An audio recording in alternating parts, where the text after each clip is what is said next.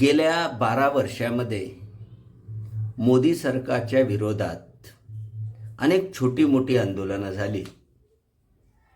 त्याच्यामध्ये शेतकऱ्यांचं जे आंदोलन आहे ते खूप दीर्घकाळ चाललं.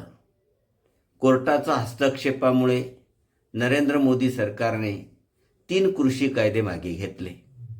परंतु आत्ता काक्रोच जनता पार्टीच्या वतीने जे आंदोलन झालं, या आंदोलनामध्ये पहिल्यांदा भारतीय जनता पक्षाला माघार घ्यावी लागली. कारण काक्रोच जनता पार्टीच्या वतीने जे जंतर मंतरवर अभिनव आंदोलन सुरू झालं, या आंदोलनामध्ये मोठ्या प्रमाणावर या देशातल्या तरुणांनी सहभाग घेतला. आणि तरुणांचं हे आंदोलन होतं. हे आंदोलन फक्त जंतर मंतरपर्यंत मर्यादित राहिलं नाही. देशाच्या कान्याकोपऱ्यामध्ये हे आंदोलन पसरू लागलं आणि मोठ्या प्रमाणावर या आंदोलनाला युवक जे आहेत ते युवक जोडू लागले.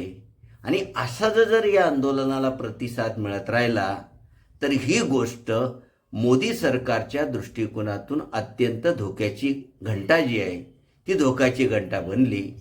कारण या देशामधले विरोधी पक्ष जे आहेत ते नरेंद्र मोदींच्या विरोधामध्ये आक्रमक पद्धतीने त्यांना हरवू शकत नाही.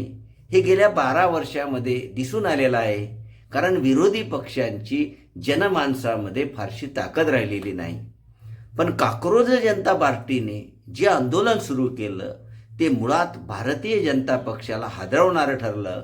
कारण काक्रोच जनता पार्टी अवघ्या 2-3 महिन्यामध्ये निर्माण झालेल्या पक्षाने या देशातल्या तरुणांमध्ये किंवा या देशामधली जी युवा पिढी आहे, या युवा पिढीमध्ये असलेला जो प्रचंड राग आहे तो राग बाहेर काढण्याचं काम केलं. आणि याचा परिणाम असा झाला की या पक्षाने सुरू केलेल्या आंदोलनाला प्रचंड मोठ्या प्रमाणावर जनपाठिंबा मिळू लागला. आणि ही गोष्ट भाजपच्या चाणाक्ष नेत्यांनी हेरली. कारण त्यांच्या लक्षात आलं की जर जनपाठिंबा असाच टिकून राहिला तर पुढे मोदींच्या राजीनाम्याची देखील मागणी होऊ शकते. म्हणून भाजपच्या वरिष्ठ नेतृत्वाकडून गेल्या 2-3 दिवसापासून सोनम वांगचुक यांचं उपोषण सोडण्यासाठी किंवा काक्रोच जनता पार्टीने जे आंदोलन सुरू केलेलं आहे हे आंदोलन थांबवण्यासाठी मोठ्या प्रमाणावर चर्चा केल्या, बैठका केल्या.